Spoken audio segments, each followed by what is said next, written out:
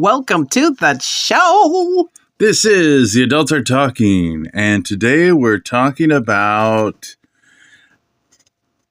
awkward situations. Awkward. Actually, we're talking about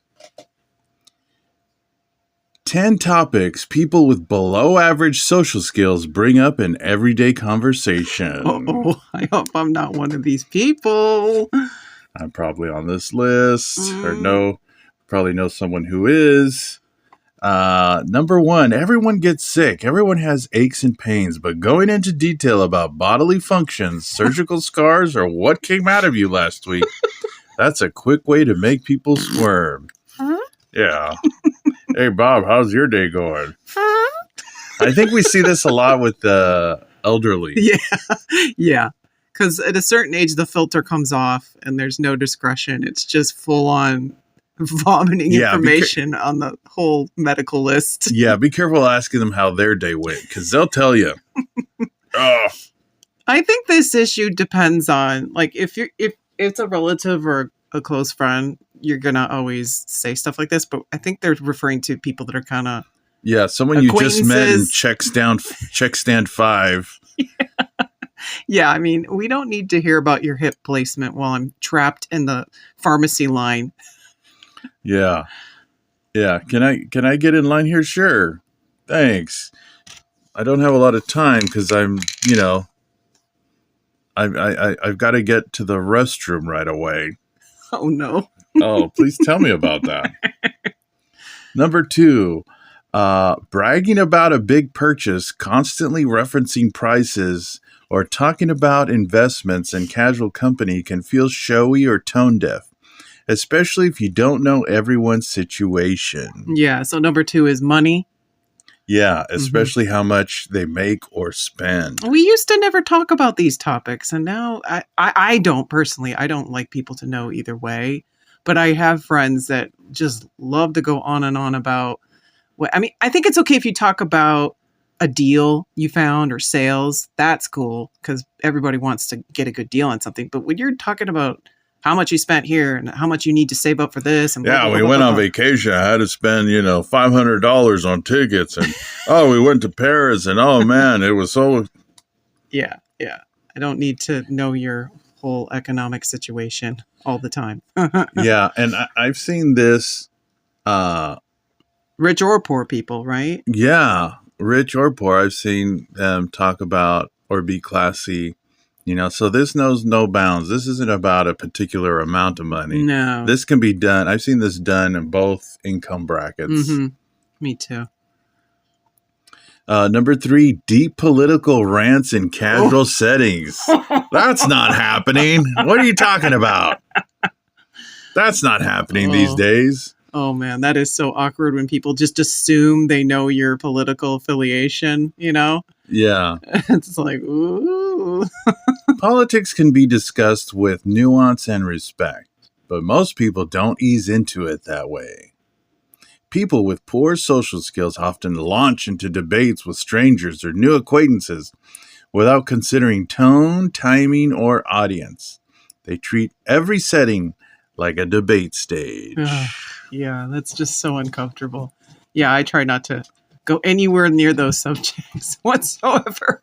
I'm even careful when I wear like American flag stuff sometimes when I go certain areas. Yeah. I know that sounds terrible to say, but you don't. Well, you just never know who you're going to trigger. Yeah. Yeah. And these days, people who get triggered, they just fly off the handle and they just go nuts. Yeah. And sadly, I don't wear my Star of David out.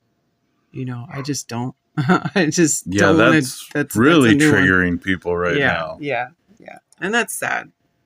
Unless you're with trusted friends who've welcomed the topic, jumping into political hot takes usually shuts people down before any real communication can happen. Mm-hmm. Maybe we should start doing that next time someone gets really chatty. Those people are just, they go on and on and on. Yeah. How about that Trump? Yeah, okay, I gotta go. Remember when you used to wear your True Value red hat? it's True Value, the company, and it's red and the it has hardware store. the white lettering, and people would see you with it and start to say something, and then they realized it wasn't a Trump hat. Truth be told, that's why I wore it. Oh man. Number 4, their intense dislike for certain groups of people. Ugh. Yeah. This one's a red flag, whether it's a sweeping comment about a generation, Gen Z is hopeless, or a stereotype about a profession or gender. These remarks can come across as judgmental and closed-minded. Socially skilled people understand the importance of inclusive language, not because they're walking on eggshells, but because they respect the diversity of experiences in the room. Yeah, that's always on my mind.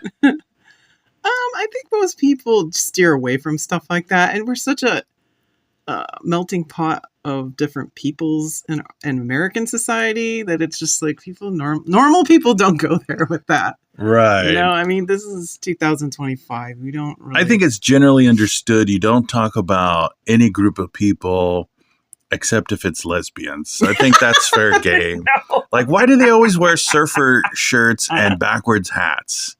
They look like skater boys from the 90s. How'd that become butch?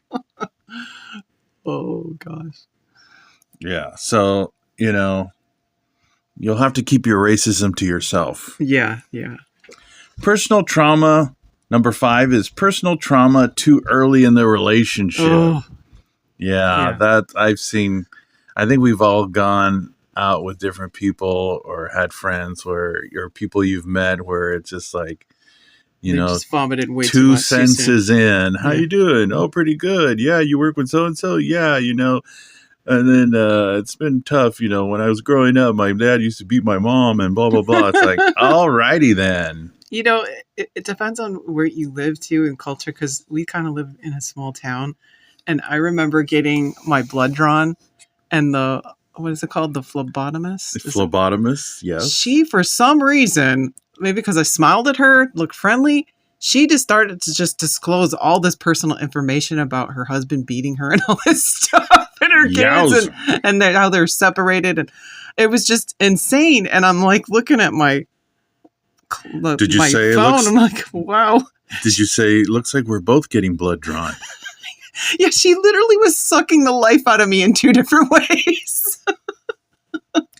That's tough because, you know, you want to be there for people who are going through a hard time. Yeah. But at the same time, you know, you're only human, and sometimes you're dealing with things or distracted by the situation that it's not always the best time. Yeah. And there's those people out there that just can't read the room. They just don't know what the appropriate time is, you know. Yeah. Yeah, that's true. So it's just like, you know, how do you deal with that? Yeah. Yeah. By listening to this podcast and learning proper social cues. Oh boy, from us? We're not just entertainment, we're educational. Oh, we are now. Okay. That sounds good to me. So, let us know what you think of these topics. Is this something you do? Do you disagree with these? And please, you don't have to go on a political rant here just because it's the internet. You feel safe spewing your anti-Trump or liberal hate. This isn't a place for racism. That's Instagram. Don't forget to like and subscribe. And thanks for listening.